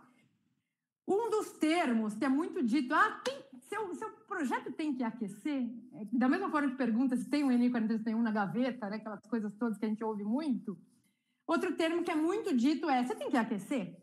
E a maioria dos projetos, muitos que eu já vi, não só no Brasil, ele se refere ao que é aquecer laboratorial, dos parâmetros de amostragem e de análise, tá? E o que eu acredito que, de fato, agregue valor ao empreendimento mineiro é o que é aquecer geológico, onde a gente, desde a sondagem e todo o processo de descrição e aquisição de dados de densidade, dados de qualquer outro parâmetro, que nesse contexto a gente garanta que o posicionamento de toda a sondagem e amostra ele é tridimensionalmente correto e que todas as etapas têm processos e controles de qualidade, tá? O meu doutorado, que eu agora já estou finalizando e não vou entrar mais nisso, ele é como a gente consegue agregar para tudo isso que a gente falou critérios de confiança. Então, eu estou desenvolvendo um algoritmo para a gente poder posicionar isso tudo e dizer se você tem mais ou menos confiança em cada um dos dados, tá? E é onde eu acredito que a gente pode, de fato, fazer a diferença. Então, voltando à primeira foto, agora um pouco mais de detalhes, enquanto a gente tem lá o recurso mineral in situ, que a gente fala, né? Já com todos os parâmetros geotécnicos e locacionais aqui sobre a reserva, já temos nosso empreendimento instalado e operante, mas de fato a gente só tem o produto quando a barrinha de ouro está no bolso, tá? Então é um longo caminho onde a gente tem que trabalhar etapa por etapa com correta valoração de cada ponto, com um foco na previsibilidade e credibilidade para poder de fato minimizar riscos em toda essa cadeia, tá? Tenho 2 telas de perguntas que eu vou abrir para o debate. A primeira é: o Brasil, profissionais, empresas e ANM. O Brasil está pronto para se adequar às práticas internacionais? E aí as outras perguntas várias para o debate. Não sei como serão as entregas de relatório final de pesquisa e plano de aproveitamento econômico.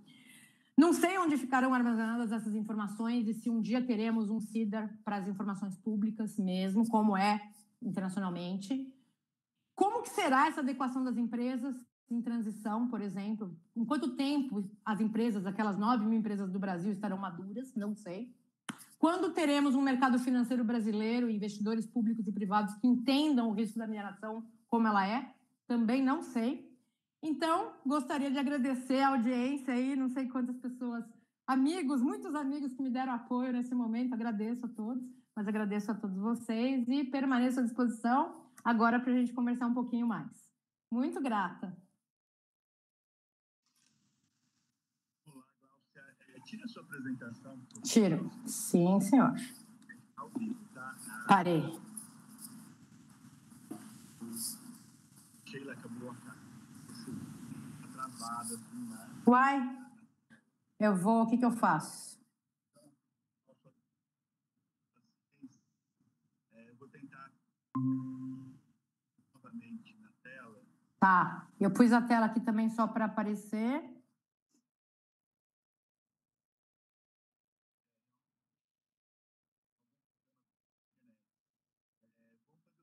Vamos fazer o seguinte, então, mais uns 2 minutinhos, Uhum. vou abrir nova sala,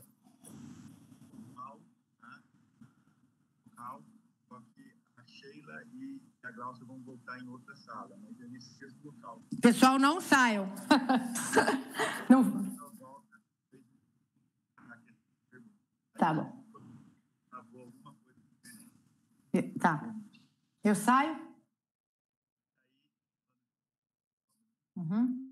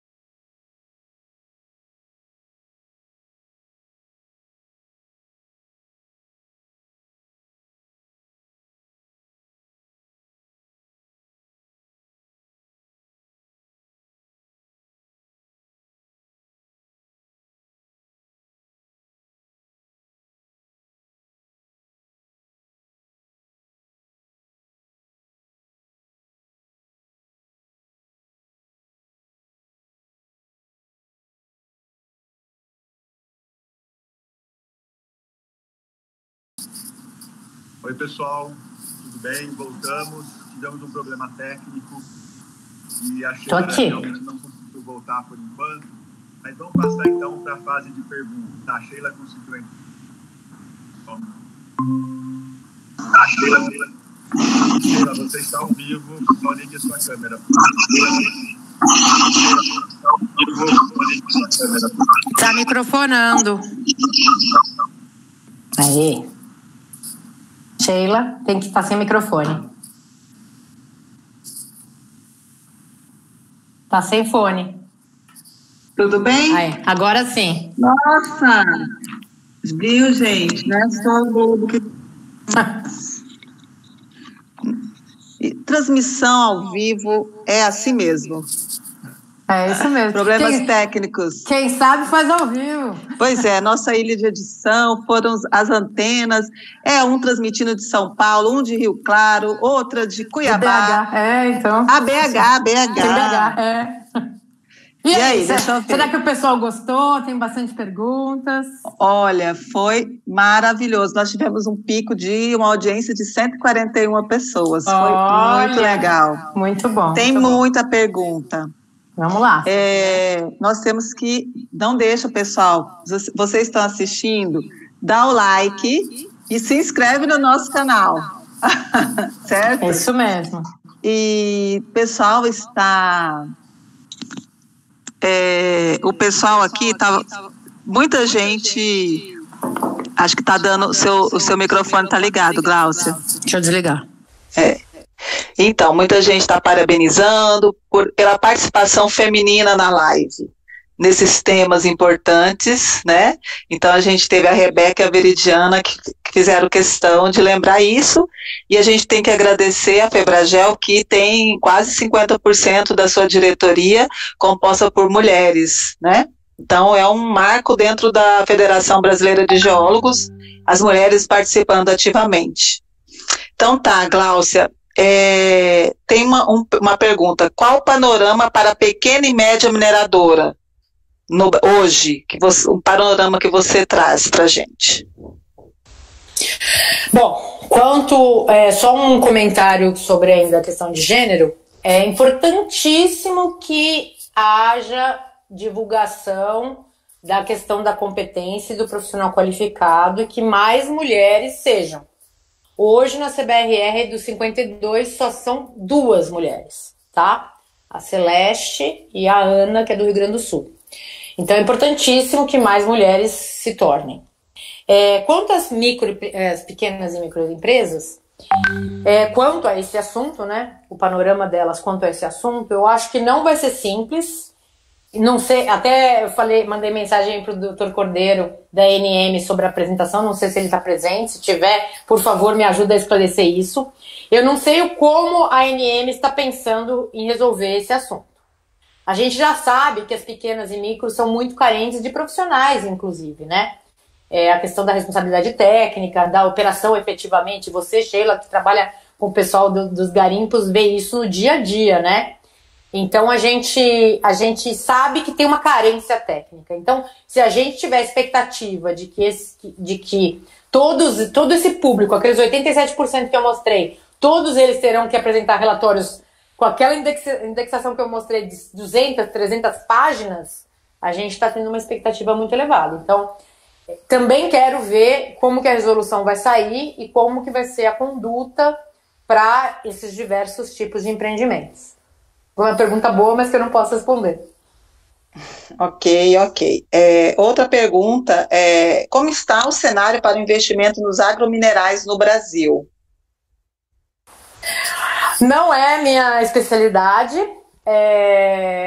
Tenho visto e acompanhado muita coisa, com muitas tecnologias, inclusive, com alternativas, né? Com alternativas de fontes de potássio.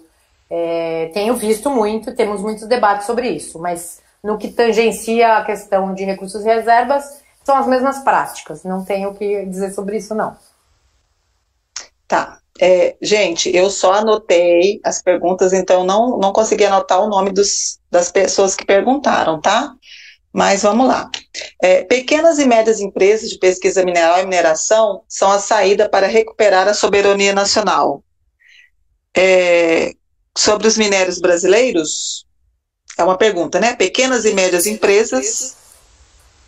Você entendeu, né? Lembra logo no começo que eu mostrei a questão da balança comercial, né, das commodities no Brasil. Nós temos um foco importante de tentar produzir o que somos carentes e temos importação. Eu acho que ali é um foco que pode ser muito bem assumido por essas pequenas e médias, para a gente garantir esses pontos importantíssimos de soberania nacional. Mas o que eu acho que esse regime da certificação internacional pode promover é a gente estar alinhado às mesmas práticas. Então a gente vai estar disputando capital na mesma regra, né? A gente bem estruturado nacionalmente e atrativo, com toda a segurança que a gente pode ter para o desenvolvimento da mineração no Brasil. Eu acho que é meio por aí. Teve uma pessoa que fez uma complementação, falou que Colômbia e Turquia está no CRIRSCO. Tá sim, tá verdade. Tá no mapinha, Colômbia e Turquia. Tá sim, são 14. Ok. Certificação de jazida é uma ótima ferramenta para aumentar a empregabilidade dos geólogos. Ao redor do mundo é uma prerrogativa dos engenheiros de Minas e no Brasil? Não, cada um com o seu quadrado. O geólogo faz o que o geólogo tem habilitação para fazer e o engenheiro de Minas faz o que o engenheiro de Minas tem. Então, quem conduz os processos de recursos, no Brasil, a entrega para o relatório final de pesquisa é o geólogo, e quem faz os estudos de viabilidade técnica e econômica é o engenheiro de Minas. Então, cada um, não é que fora é uma tendência e aqui não seja uma tendência, tá? Esse é o primeiro ponto. Segundo, é que todo esse desenvolvimento ele está atrelado às condutas de competência e de boas práticas. Então, não é que a certificação vai conduzir a novas oportunidades profissionais de empregabilidade. Pelo contrário, não. O profissional tem que colocar na conduta de carreira dele que ele quer ter essa competência e atuar em sequência nesse tema. Tá? Acredito que é para todos, sim, para todos que conduzem seus projetos conforme as boas práticas. E aí sim pode contribuir para a gente ter essa oportunidade de mercado.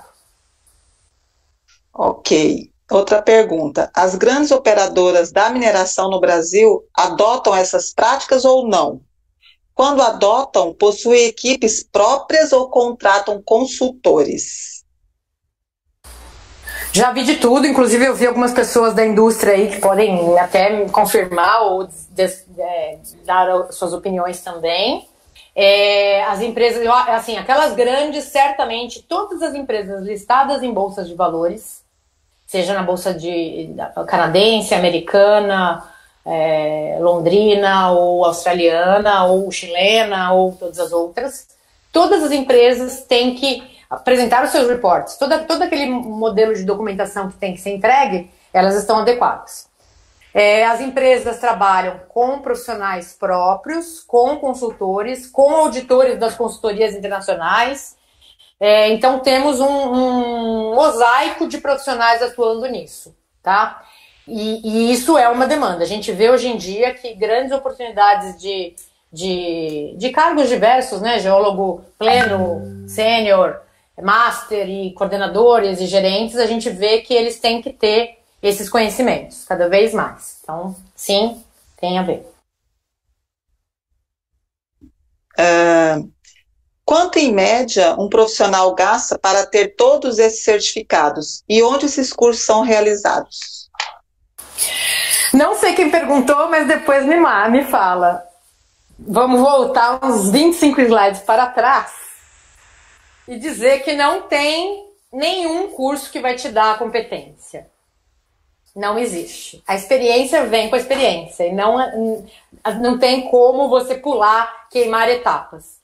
Então, conduzir a carreira para o tema, trabalhar de passo a passo, ganhando cada vez mais experiência e ter a regra dos 10, 5 e 3. 10 anos de experiência, 10 anos de formado, né, de habilitação, 5 anos de experiência, seja em exploração, seja estimativa de recursos, estimativa de reserva, em geotecnia, em qualquer uma daquelas, 5 anos, e 3 em posição de responsabilidade.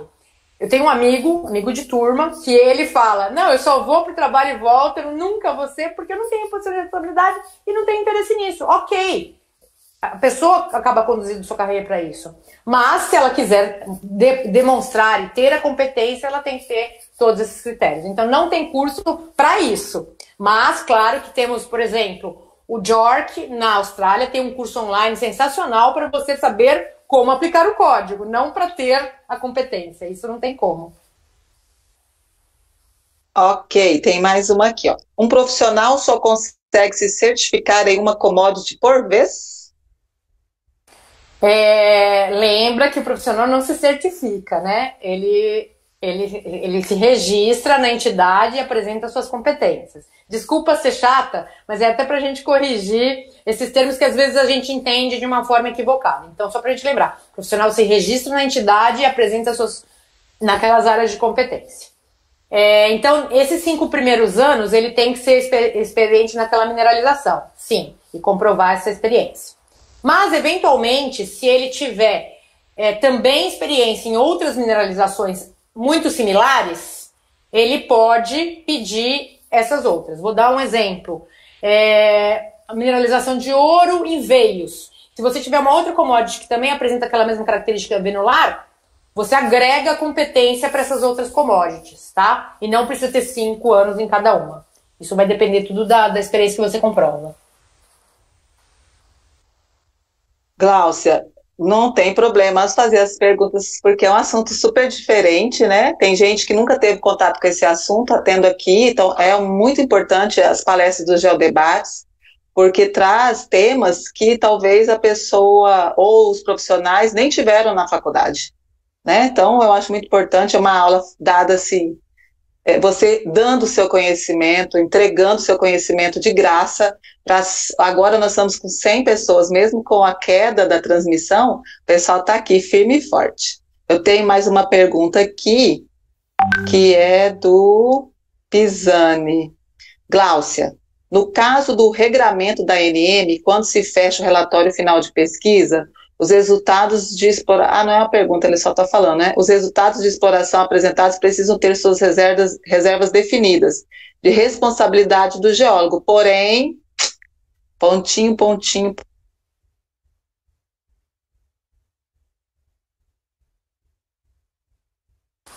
Ficou nos pontinhos? Peraí, ficou no pontinho. Tem uma pergunta aqui. Ah, tá. A Mônica está super ativa na live. Mônica, um abraço. Gláucia, sobre as pesquisas de diamante no Brasil, por que não temos muitas minas de diamante em rocha primária no país? Falta pesquisa, falta expertise, falta investimento, o que está faltando?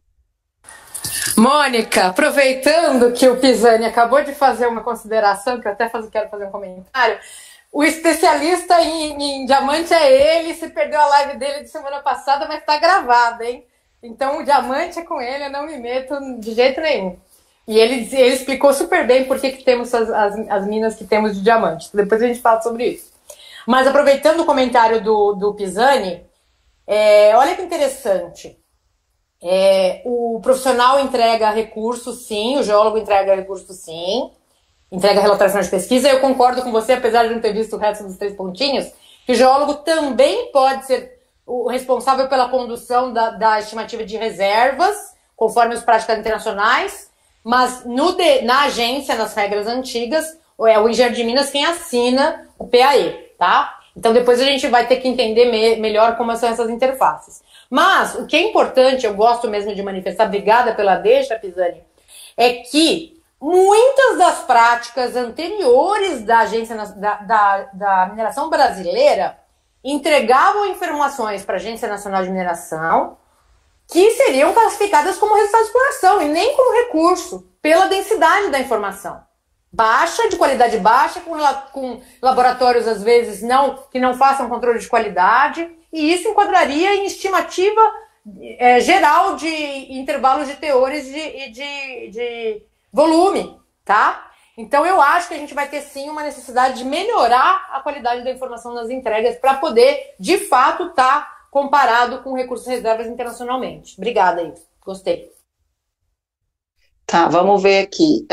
A Lucy Takehara, ela fala, as suas questões são realmente importantes. Encontrar as respostas dependerá do setor público e privado caminharem juntos. E tem o Paulino, João Paulino, está perguntando da disponibilização das transparências. Paulino, vai ficar gravado, então qualquer hora que você quiser assistir, a palestra da Gláucia vai estar aqui. Alexandre Souza. Gláucia, você confirma que as novas competências 3, incluindo meio ambiente e sustentabilidade, já podem ser solicitadas para registros no CBRR pelos profissionais? Oi, Alexandre, que bom que você está aí. Falei com o Marcos hoje, o Marcos André, presidente da CBRR, antes da apresentação falei com ele, inclusive não sei se ele está aí, ele pode até responder também, mas sim, contamos com você, inclusive para estruturar essa área, para aplicar para as 3, né? A valoração de ativos, regulação, e regulação vai compreender todo aquele pessoal, inclusive geólogos, engenheiros que trabalham com direitos minerários, com a questão da regulação e valoração de ativos, tá? Então, são esses 3 temas, já pode, ainda que o comitê de registro, aliás, o Alessandro que está aí, o comitê de registro está se organizando para isso, mas a recepção já pode acontecer e precisamos... Lembra aquele que eu contei agora há pouco? A gente tem em torno de 300 profissionais que têm a competência por entidades internacionais, mas que poderiam estar apoiando a entidade brasileira para ela crescer e ficar de fato representativa, né? Acho que o Alexandre fala excelente. Os registros para as novas competências já podem ser feitos pelos profissionais interessados junto à CBRR. Acho que você falou isso antes, né? Deixa eu ver aqui. Carlão mandando abraço. O Pisani, porém, apesar de só duas apesar de só 2 PQR na CBRR, no backstage, temos a Gláucia e a Isabela.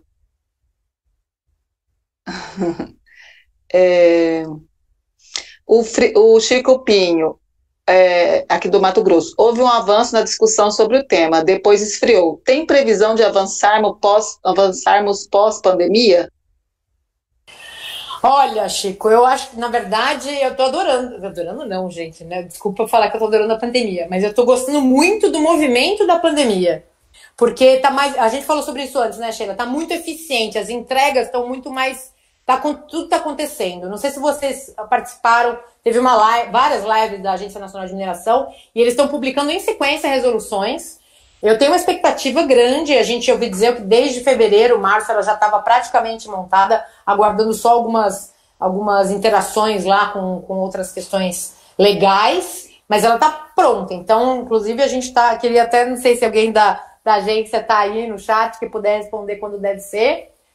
Estamos aguardando para logo. Eu acho que a pandemia a gente não sabe quando vai, né? Enquanto não tiver vacina, a gente não sabe como vai ser, mas eu acho que está para logo.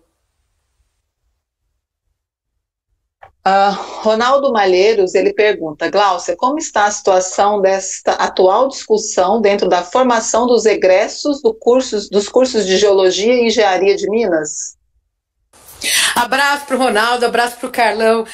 Você que nem a Xuxa, gente, eu mando um abraço para todo mundo, todos os amigos que estiveram prestigiando, agradeço demais a força. Inclusive, aliás, eu não agradeci o suficiente, ó.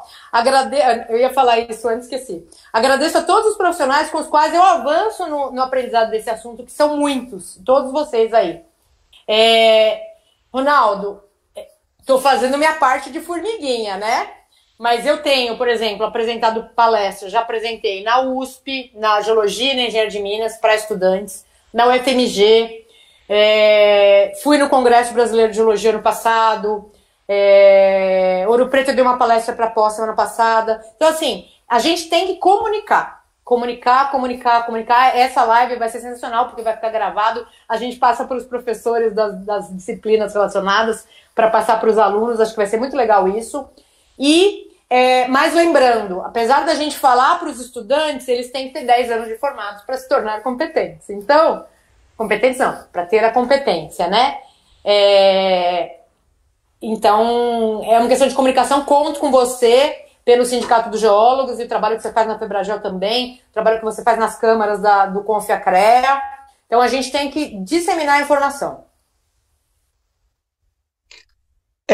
Eu não sei se é Herman ou German, ele fala, será que a ação da CBRR pode estar contribuindo para essa eventual melhoria do nosso panorama minerador? Parabéns e um abraço muito forte. Germã, eu vi que você está por aí, um abração também. Sim, eu acho, porque o fato da gente ter a mesma linguagem dá mais credibilidade para o investidor internacional. Então, sim, a gente coincidiu, a gente teve lá no PDAC no Canadá, que foi na primeira semana de março, que foi... A gente voltou e entrou em quarentena, né? Mas o cenário do PDAC estava realmente otimista e a gente achou que ia virar, sabe? Assim, já achou que era o momento agora de realmente os projetos de mineração no Brasil entrarem em marcha. E aí deu essa desacelerada, então está um pouco imprevisível. Mas sim, a linguagem permite que a gente seja mais atrativo e eu acredito nisso.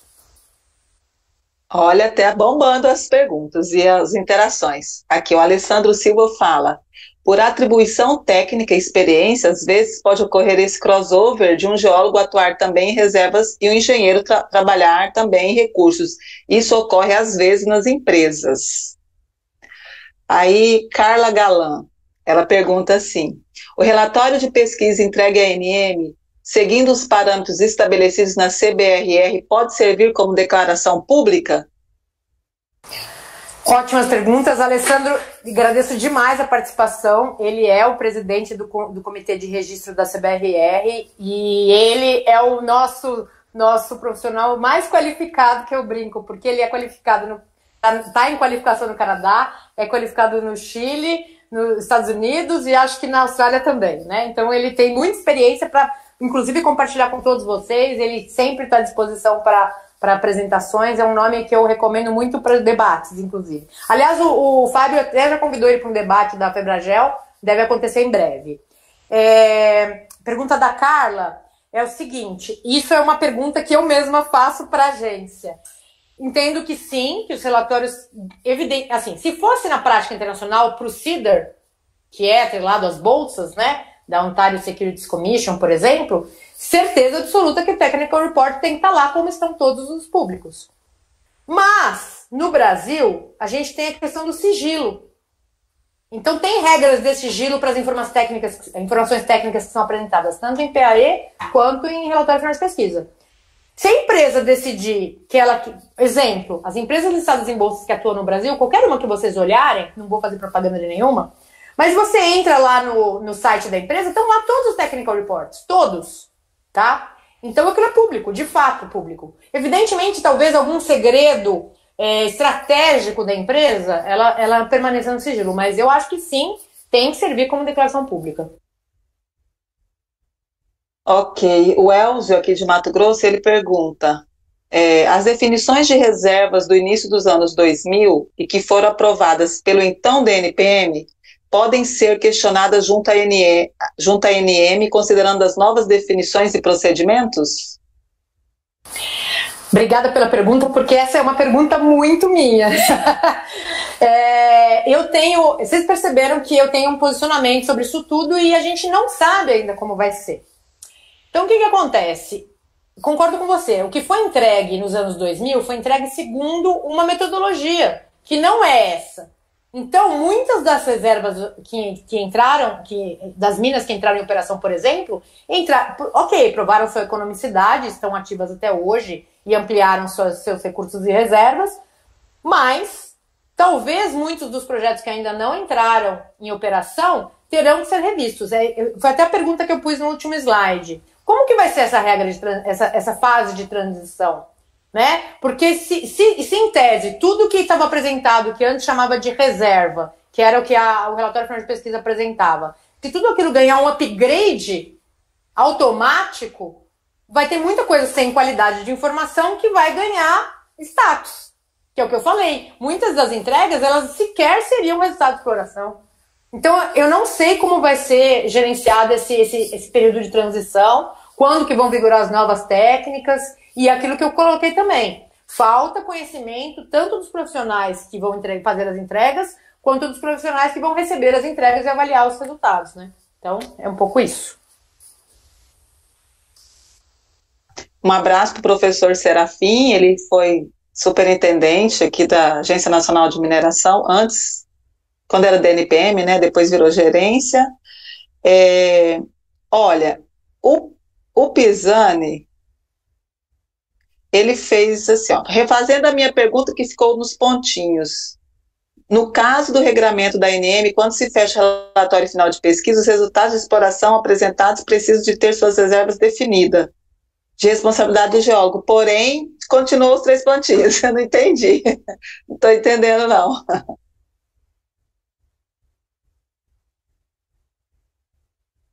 Você entendeu? Você entendeu, Glaucia? Eu não entendi, não, Pisani. Depois a gente conversa. Eu tô vendo um monte de gente aí, que legal, muito legal. Muito legal isso, e assim, depois a gente vai, mesmo quem ficou sem resposta aqui, né, Sheila, a gente consegue baixar, acho que o chat, e eu vou mandar uma mensagem para todo mundo, quem quiser deixar contato, pegar o meu também, eu vou deixar o e-mail aí, bom, já tinha lá na apresentação, quem quiser qualquer informação, eu tô super à disposição mesmo. Então, vocês perceberam que eu gosto de falar sobre isso, então...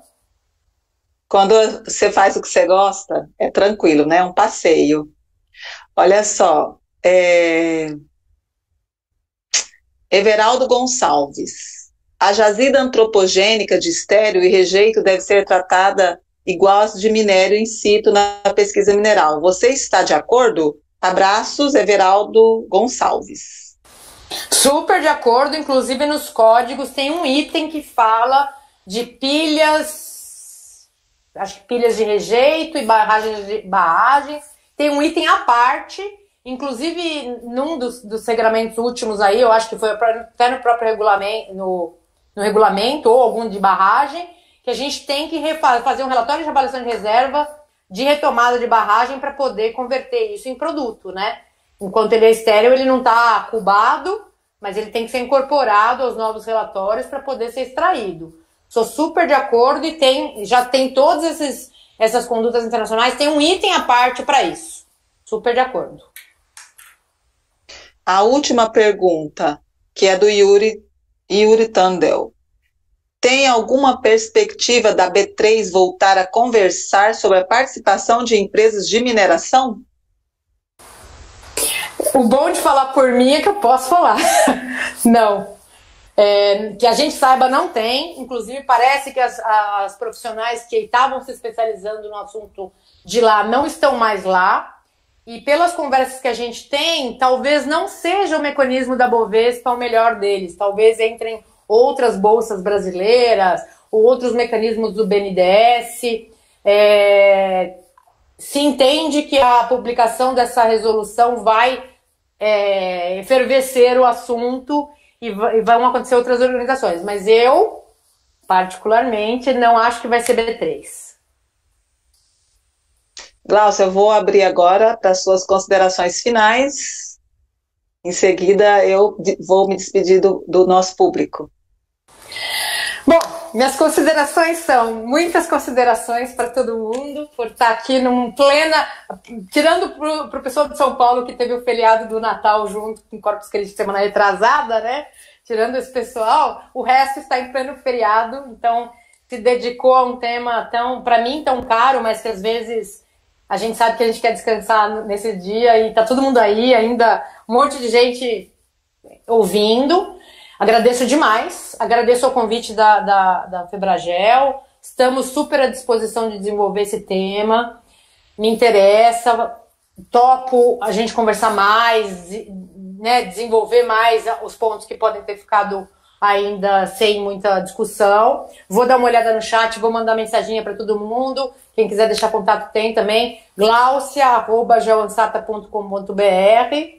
Estou super à disposição e agradeço demais ao convite, a Sheila pela mediação, ao Fábio sempre, e tamo junto. Obrigadão.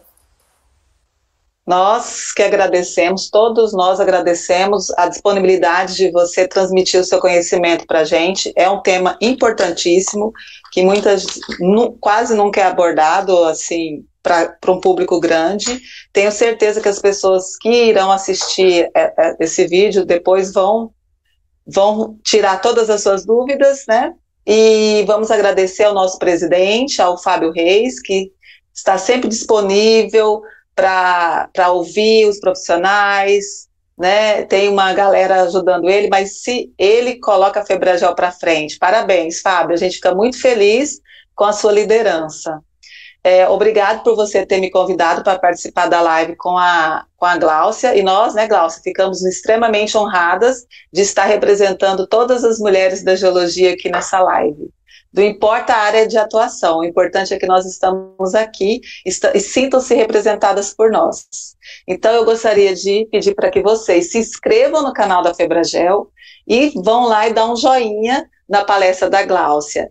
E se vocês tiverem alguma dúvida, entre no site da Febragel, www.febragel.org.br, lá tem o contato, fale conosco. E entre em contato, façam as perguntas por ali e o nosso presidente, a nossa secretaria, vai transmitir todas as suas dúvidas para os palestrantes de qualquer um desses vídeos que vocês têm visto aqui no nosso canal. Muito obrigado, foi ótimo, esse feriado foi preenchido. O que a gente vai fazer hoje? Quinta-feira não pode viajar?